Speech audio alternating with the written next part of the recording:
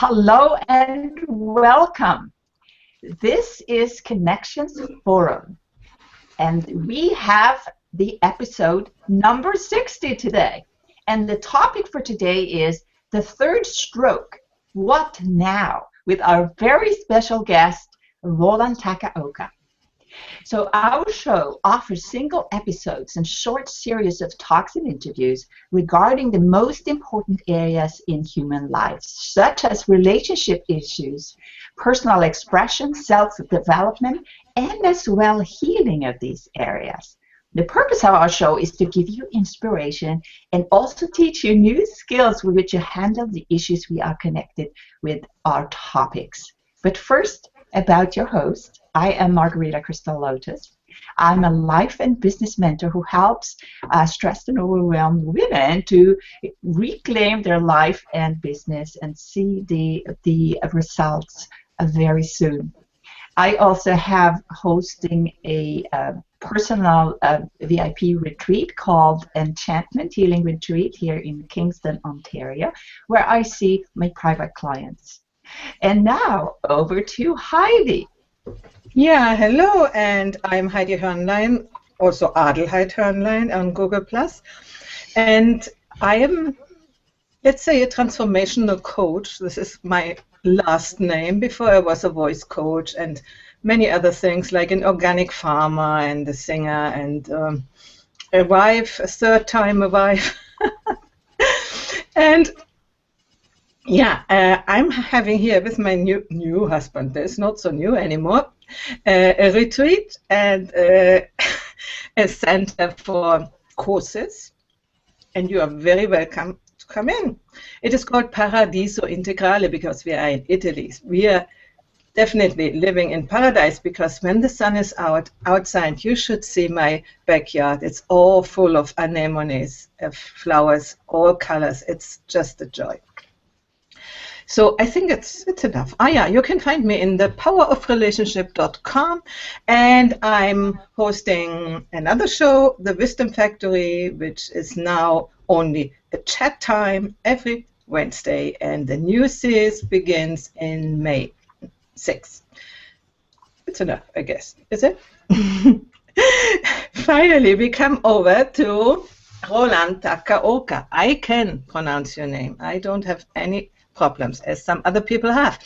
And he was so kind and get up very early in the morning because it's 7 o'clock in the morning his time. And he is with us already half an hour, and we are already talking about this topic.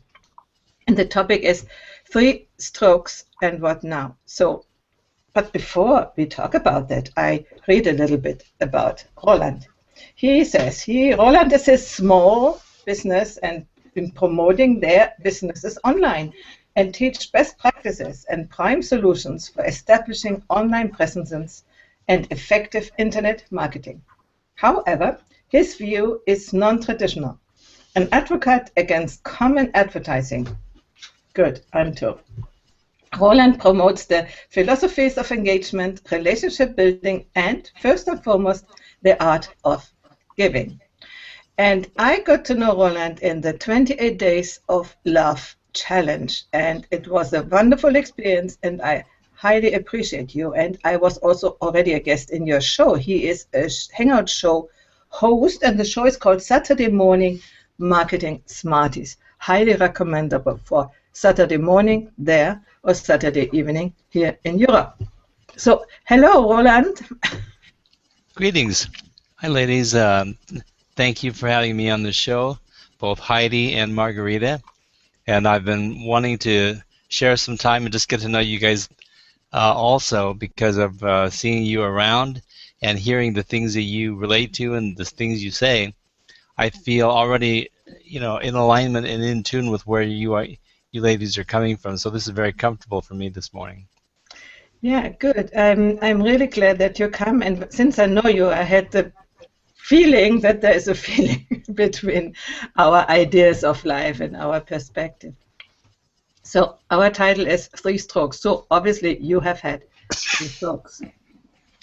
And, people don't see it, but you don't seem to be able to walk around like everybody else does. Could you tell us a little bit how your life is now, but first what happened and what then all the changes, all the things were. And we will jump in with some questions, okay? Sure. And I know that I'm really appreciative of people literally around the world who have come in there and to be with us today. I know that Alvin and Bill and Hong and let's see who else. I really don't want to miss anybody. Ray Snaberger and Candy. So Debbie Forand is here. Gosh, thank you very much for showing up. Thanks, Bill. And so, you know, the people coming together to listen to me today, I'd rather that we had a conversation. So if you've got specific questions to enhance what we're talking about, fire away. And we've got comment tracker working, and so I could see what you have. And I probably won't get to everybody, but if you mention something in the comment stream, I will certainly address what you have to comment on. So I'll get back to you. But so the before I get question launched, today, as you are the guest, you don't have to be the host and be there for everybody else, but today it's all about you, about your life, about your worldview, about your transformation in life, about your learning. So, well, yeah, that's cool. The way people will get to know about my life is to talk to me. So I can tell you the story of what happened. I had 2 or 3 strokes. The first one made me limp on the left side a bit, so I was kind of funky with my left arm and left leg for a while. It came back. I was back to playing racquetball, back to playing my guitar. No big deal. Then I had my second stroke a few years later, and that put my right side out. And so although my left side was getting better, my right side got gimpier, and all of a sudden it was like very much an issue.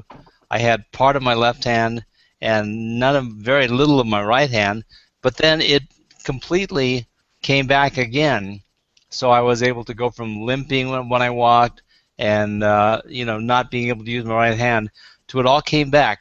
I was back in racquetball, back in writing, back in playing my guitar and so forth.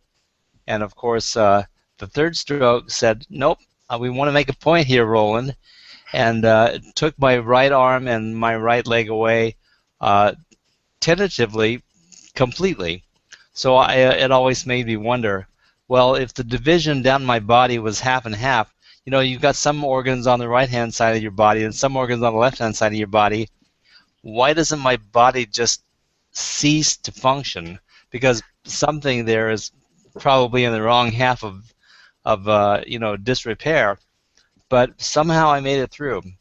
And when I got down to the base coat, the third stroke put me in the hospital, and I didn't see my home for 3 months. I was in the main hospital for 5 weeks. I was in a rehabilitation nursing center for about a month and a half, and then I was in a 2-week acute rehab for 2 more weeks, and I finally said, enough's enough, I'm going home. And that's the best healing opportunity for me, is to be away from you people and get back into my home. So I really didn't care whether I had the facility there to help me or not. My mental attitude was not the best in the facility. And there were things like people wouldn't talk to me, but they would try to apply rehabilitation techniques or meds or something to me. And I would have to say, well, why didn't you tell me you were going to give me this? And so the communication level was such that I just really did not feel comfortable. And so finally I said, I'm out of here. Most of the stuff I can do at home, and I will do my own research, and I will find out what I can do for myself that will benefit me most. And so finally took leave of the hospital and came home. And it's been a challenge. It's certainly been a challenge, but I think mainly it was like coming from the perspective that I must figure out what I can do and not dwell on what I cannot do. You are addressing so many issues here. I mean, this is very interesting, and this is what our normal Western medicine at the moment does. You know, they apply drugs or treatments, but where's the person? Where's the person? It doesn't exist. You are a number XY theta, and they do the treatment to you. And we know that it is important that healing is not a thing only of physical how do you say, treatment. And the other thing is this, you said you had one and it gave you an sort of an alarm, and then the next one and it was even harder. I was wondering what were your thoughts about that? Did you see that as an alarm, or did you just think, oh, I can do it, my body is good enough, and just wondering. Yeah, absolutely. You have to be an absolute idiot if you are not alarmed by having 3 strokes. Most people would say, well, wasn't one enough, Roland? And certainly, if I think about it logically, 1 is enough. But I have a condition that keeps my blood thicker than most people. And on top of that, I had some constricting arteries just above the base of my brain that kept the blood flow from entering freely. So in order to push this thicker blood flow through these constricting arteries, it was increasing my blood pressure. I was, out the roof with my blood pressure. I was wondering if I could even live with a blood pressure as high as 170 over 130 or 140. It was very, very high. So the interesting is, I've got like 5 or 6 medications prescribed to me now that I take religiously. And if I were to think about it, I would say, no, I don't need those. I can do it myself. I could use my brain and I could just fix myself and so forth. But I mean, that's a presumption, very presumptive thinking. So I went back to my meds, and I'm happy with them. And literally, I had last a year ago, I had what is called a TIA, which is actually considered a mini stroke. And so if you want to get right down to it, you could say that I've had many strokes. And the TIAs, if I've had more than one, I don't know. I'm not sure how many strokes I've had. So I'm the stroke master, I guess. But the last stroke I had, I went overnight into the hospital, and I came out, and the thing that they discovered was my blood pressure had evened out, and it's almost normal now, 125 over 85, practically normal.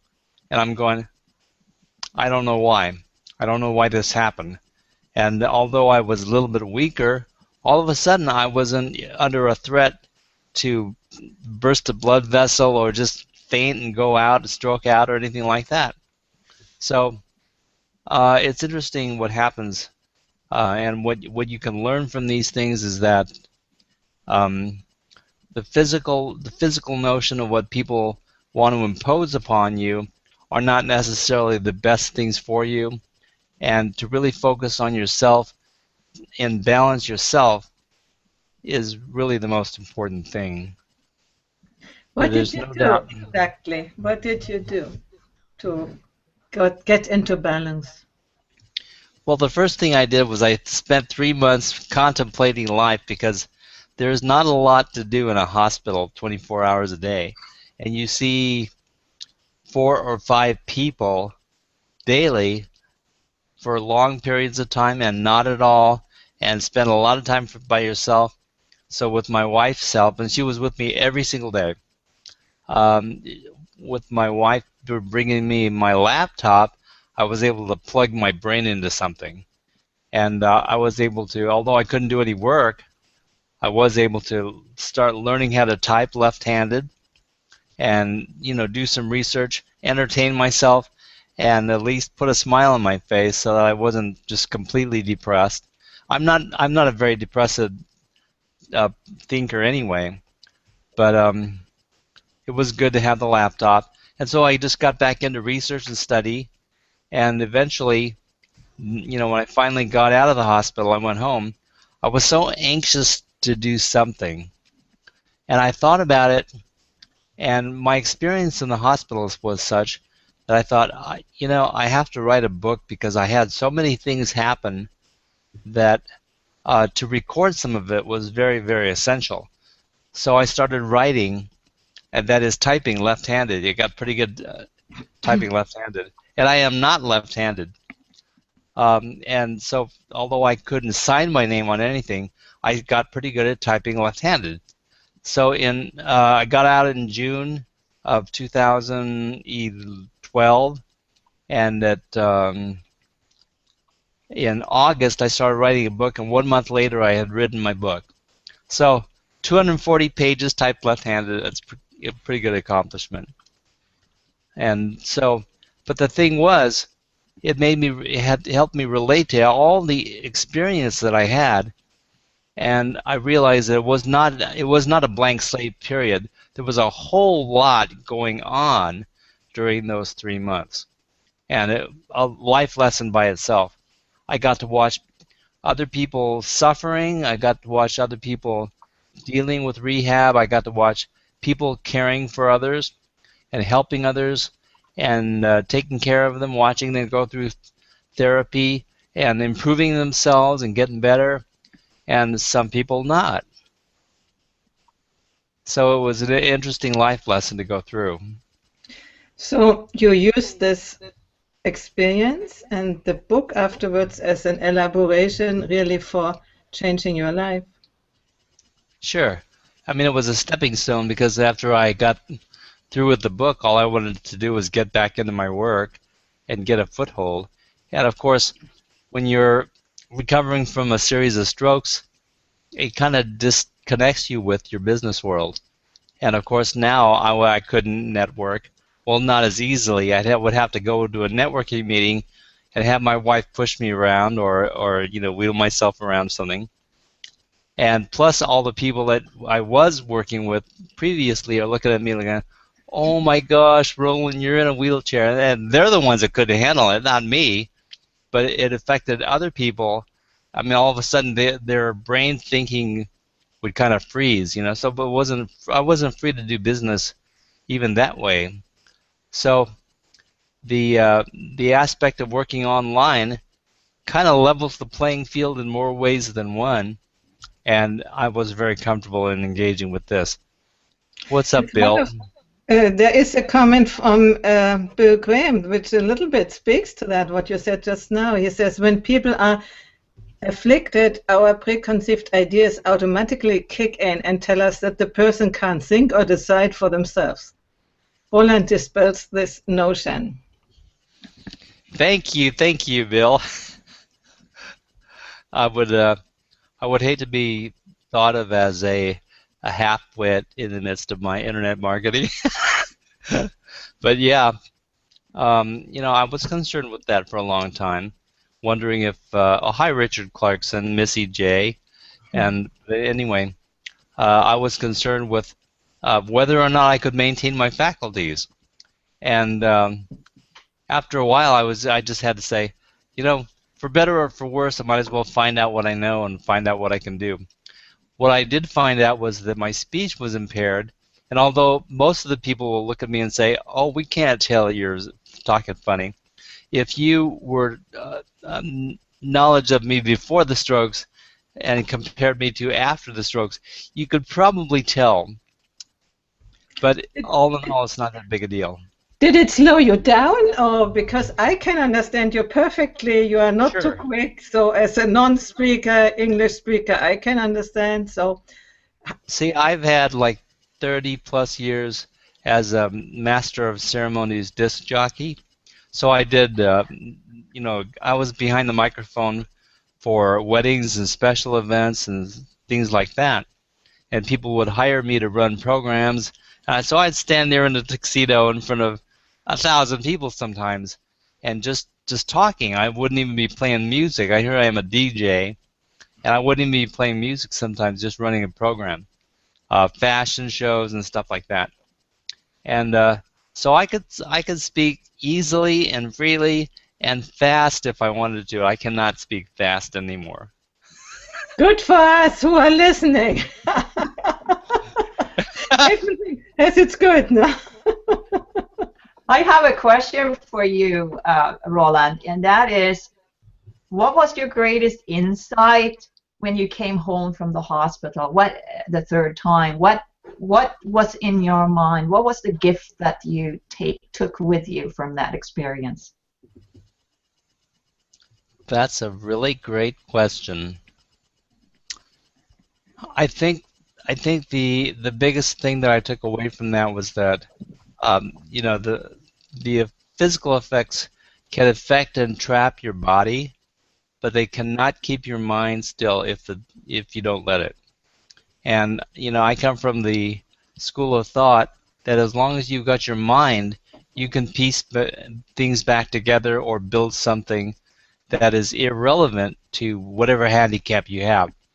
And people have, what normally we would consider, most of us and most of the people in the conversation here, most of us would consider some of the disabilities that people have as literally an atrocity, that we're so afraid of having a similar affliction or something like that, and they overcome what it is that they've got. So I know a web guy that helps people fix their computer problems, and he has no arms.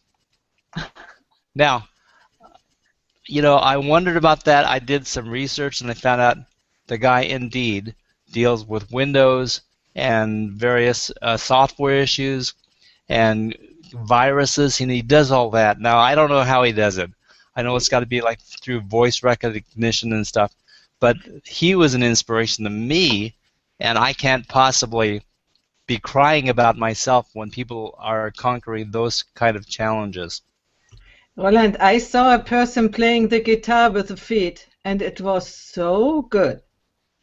It was amazing. It is the first time I saw that, but it is possible when we don't allow our mind to go into victim consciousness and, oh God, poor me, and what has happened to me. That takes away the power and the initiative to learn something new, because what I understand, you have learned many new things about you, which otherwise you would never have learned. No, absolutely. Well, for one thing, before about 5 or 6 years ago, I had worked for someone else in the field of web design, but I was limited as to what I could do and what he was teaching me. So in order to break away from that, I had to actually completely stop and say, you know what, I can't work with you anymore.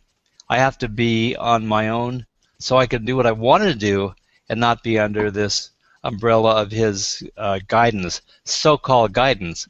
So in the midst of that, when I broke away, all of a sudden I could teach myself WordPress and I could teach myself SEO, and I realized that my 30 years of video experience from recording and taping and editing on 3/4-inch tape, all that experience could be translated into what I'm doing now. And it was just like basically adapting what I'd learned and some of the principles to bring me up to date and be current with what is today and what's going to be tomorrow. So, when we break loose of the mold, we sometimes find that the mold was also shackling us and keeping us from thinking outside the box. So now I think there is no more box. I'm not thinking outside the box. I just got rid of the box. That is so inspiring, Roland, to hear that, because there's a lot of people who they have to follow the rules and they have to stay safe, and they don't dare to go outside and explore that wonderful excitement that can come, and also danger, but to dare to face the fears, right? So what kind of fear did you solve when you came home from the hospital? Probably the biggest issue for me was that I had no income.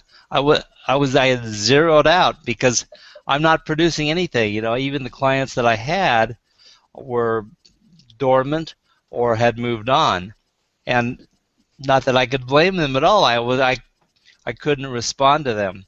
As a matter of fact, I still had a few DJ clients who had me on contract when I had one of my last strokes, and all of a sudden was like, well, I guess I won't be standing in front of your family in a few months and announcing the first dance of the bride and groom, etc., etc. And so it's like, my career as a DJ, which was doomed to end anyway, came to an abrupt halt. So everything just changed. It was like, no more, no more, no more. Not only that, you can't play your guitar, you can't play racquetball, you can't drive your car, you can't. And so I looked at that and I thought, there are so many can'ts staring me in the face. I gotta quit that completely and use what I've been trained to do all my life, and that is, don't focus on what you can't do, focus on what you can do.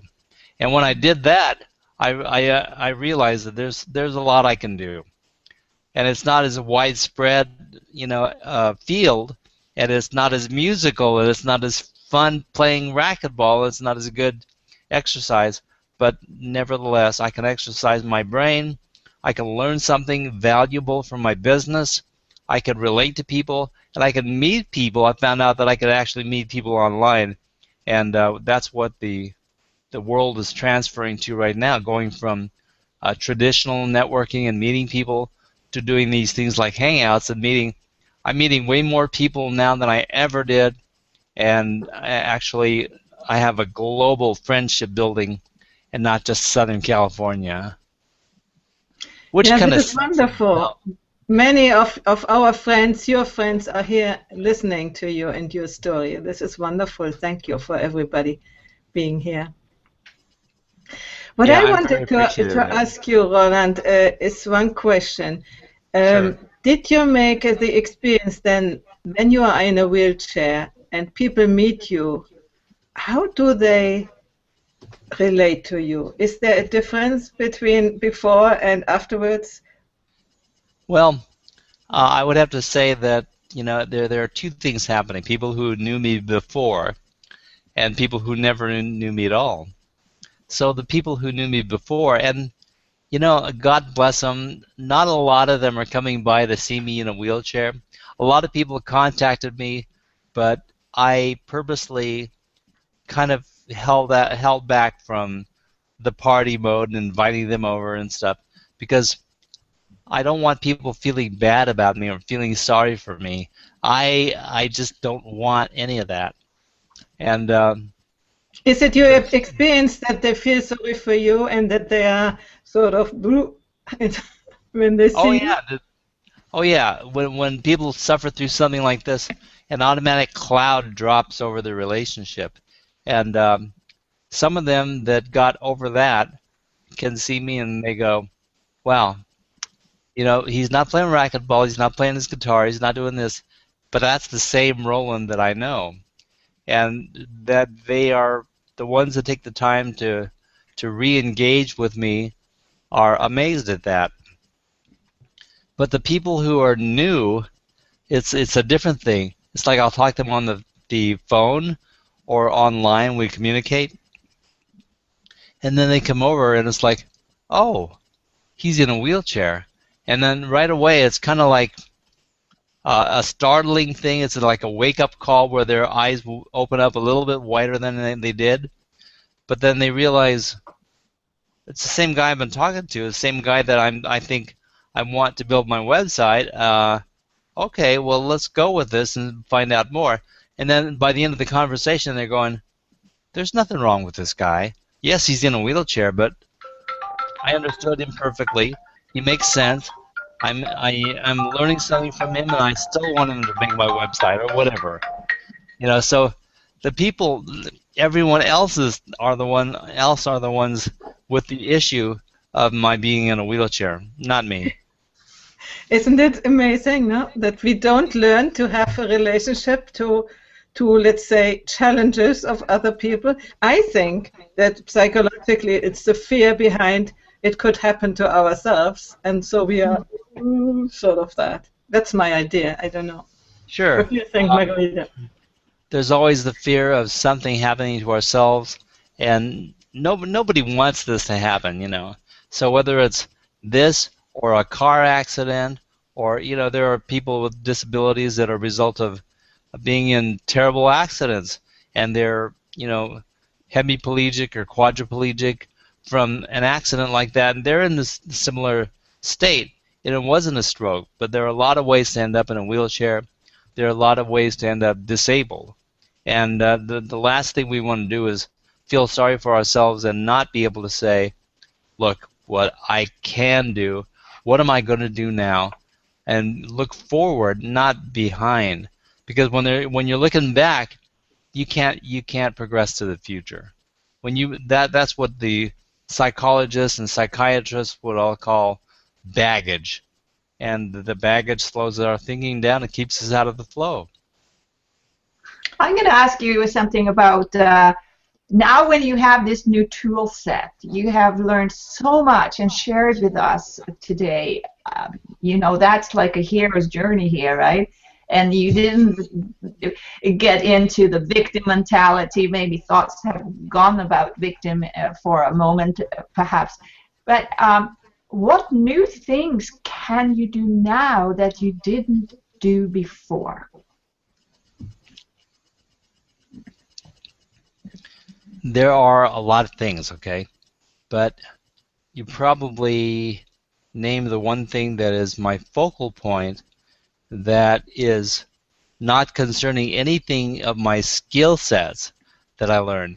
And that is when you said victim, the idea of victim. One of my passions is to speak to people about their mental and spiritual positioning. And the victim mentality is a result of not understanding your place in the universe, not understanding how it works, not understanding the energy flow, and feeling like, oh gee, some demon, dark and opposite of God or Jesus or whoever you hail as your heroes, some other entity is out to get me. And so you feel like a victim. And you feel like, oh, these things can happen to me and I have no control over my life. And I don't believe that for a second. I believe that we are self-determined, totally determined human beings, and that when we consider things like thoughts become things, and all that we are arises from our thoughts via Buddha, and Earl Nightingale says, we become what we think about.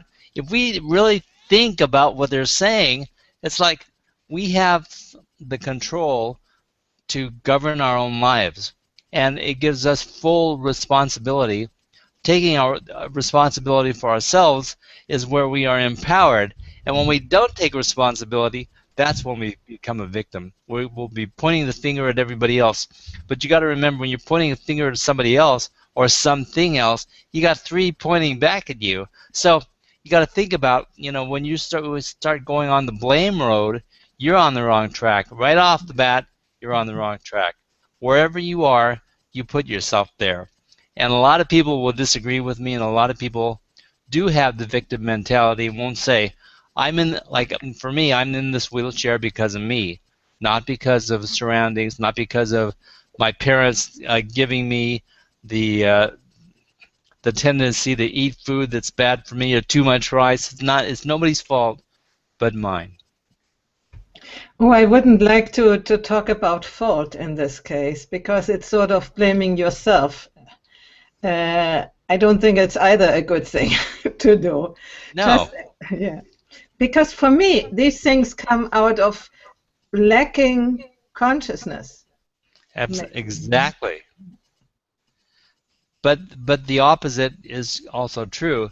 If the negative things come from a lack of consciousness, then if we strive for an expanded consciousness, we are thus empowered and find ourselves rising in consciousness and more in tune with the universe at the same time, which opens up many, many doors. And when you're living in lack and fear and doubt, those doors are utterly closed. So it's a way of life.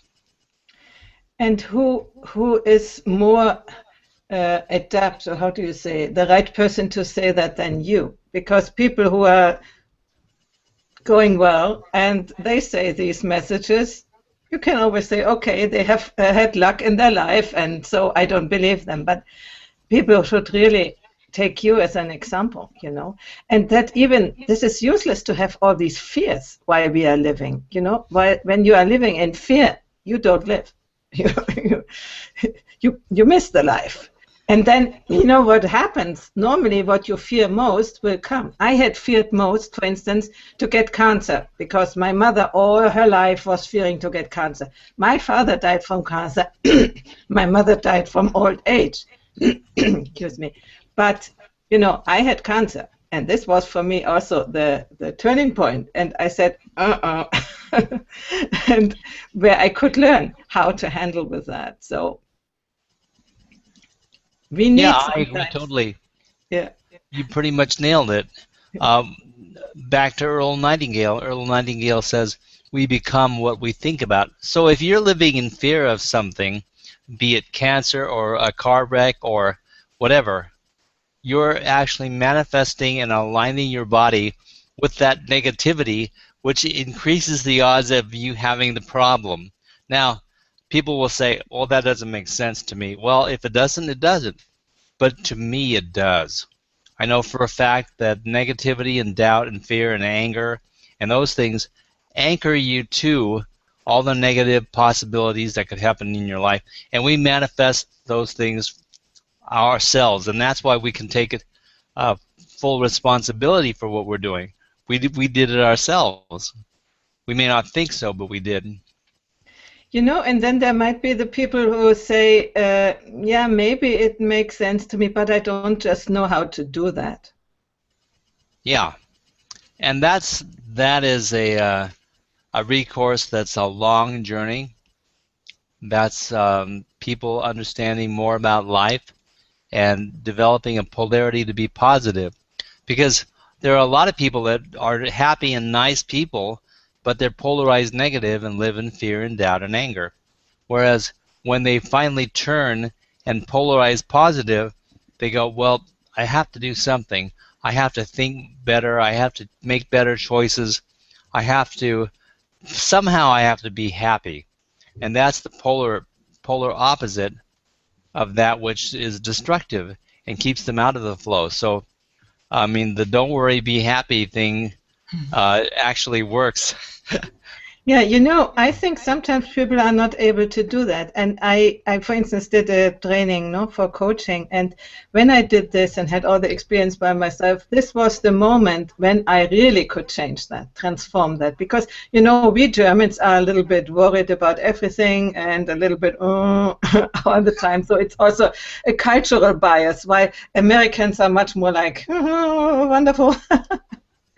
It's Yeah. generalized, but it is a little bit like this. So I came with this baggage and with all this depression stuff of my mother and so on. And when I finally could work with these voices and change and calm them, let's say, I wouldn't say change them, but calm these voices of fear and of negativity, of holding back and of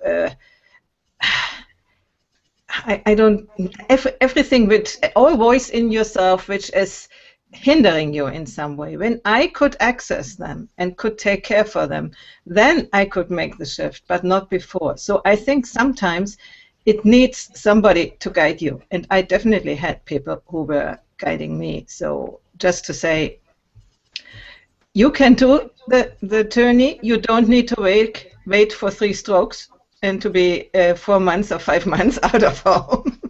You can decide it. It is a long journey, but you can take one step after the other. And another one, you don't have to have it all done in 2 weeks or something. It takes life. I agree. And probably the one thing that we should do is watch our polarity. When I speak of that, I mean simply always choose the positive, always lean towards the good, always lean towards the happiness, and that polarity will steer you in the right direction. As a general rule, and all other rules set aside, be positive. Be loving and positive. This is wonderful. And I would add, begin to become aware of your inner self-talk, what it is saying. Because you might think you are positive, but if you don't really listen to what you are thinking, you probably think a whole different thing all the time. We are our own worst enemies. We punish ourselves the best, we hurt ourselves the most, and can condemn ourselves the worst. Yeah, and we can have none of it's necessary. ideas of ourselves which are not real, which is not the truth. So to become truthful about ourselves and see what we are doing, what we are thinking and feeling, as if we are looking to another person. Sometimes it would be really good to discover, because we are very good in seeing in other people what they are doing, let's say, wrong, but in ourselves, we normally don't see it.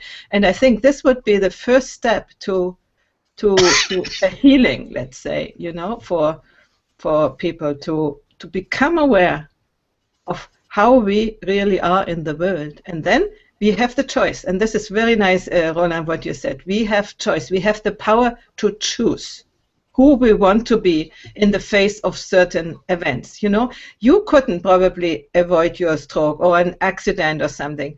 We don't have the choice to avoid that, maybe a little bit, but not really, no? If something falls from the heaven on your head, you don't have the choice to not make it happen. But you have the choice how to react to this event, to the outside events. How do you be?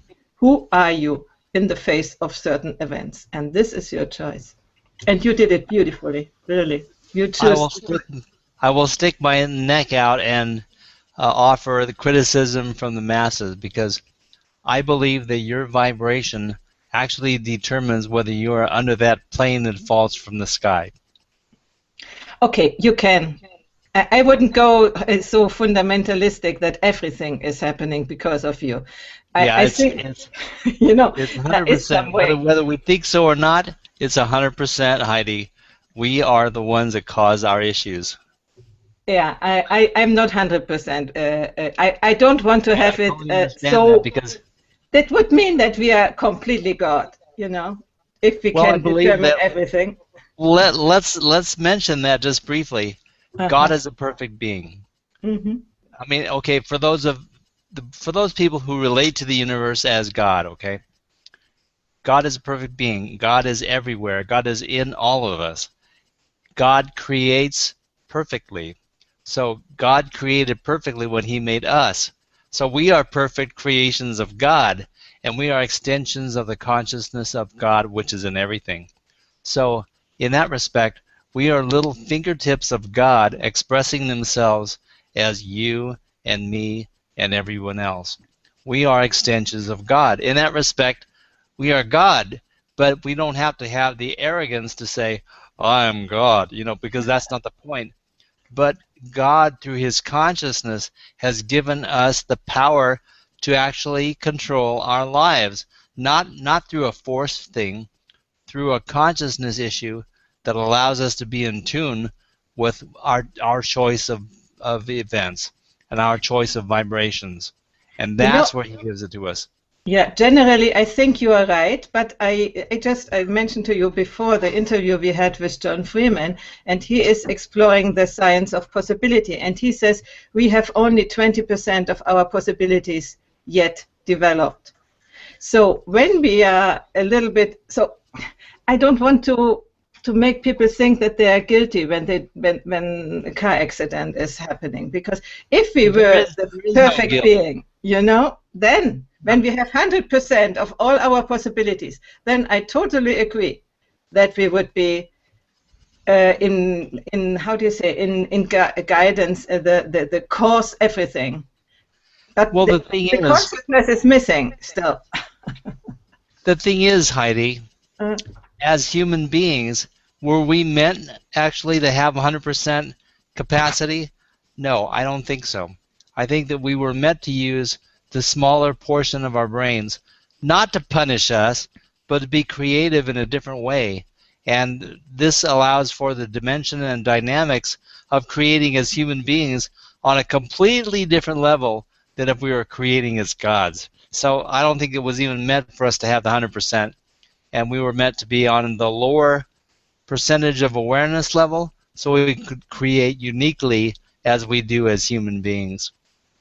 Okay, So and there's still no guilt. yeah, Still no guilt. I would say we are on the evolutionary path to always higher levels of consciousness. Absolutely. And who knows where we arrive.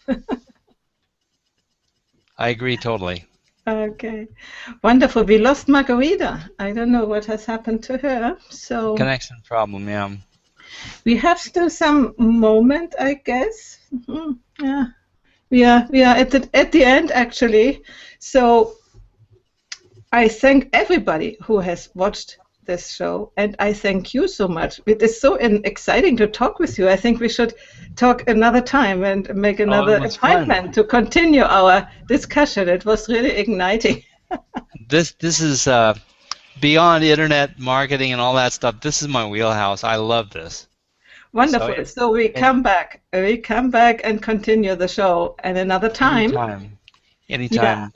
Thank you very much, Margarita. Very nice to talk with you in this way and publicly, and have the other people who we know and appreciate very much to join us in this different way of talking together. So thank you very much. Do you want to have a last message to our friends? I don't know that I could sum up life in a brief statement, but I think that I would fall back on the idea that we must keep an open mind. There's no way we can understand exactly what God or the universe or anything has in store for us or means for us to think while we're thinking with this limited perspective. So keep in mind that there's way more to the universe than meets the eye, and work with that and expand out, as Heidi says, in your consciousness, so that we can absorb more and more of it and expand out to what we really are. And you know, we are something more than human. So I don't believe that statement of we're only human. We are superhuman. And this gives me the occasion to tell you that my mentor, big mentor Ken Wilber, is offering a free webinar or call next week about the superhuman potential. And I can post the link for it. You can register for it. I will do it in the event page. It's exactly, we are more than human. Yeah, so could I post this one thing that I would like sure. people to see? And Nicole mentions that love this little bit that I can catch now. I agree that we are the responsible for what happens to us. We are extensions of God, Roland Takaoka, and that's not something that I would have hoped to be able to convey today. That's but I'm glad it connected with someone out there who actually kind of gets what I'm getting at, because it's a very, very elusive concept, but I feel strongly with that one. Thank you, Nicole. Yeah, thank you, Nicole. I absolutely agree. And this should be our last words, and see you next time. Bye-bye.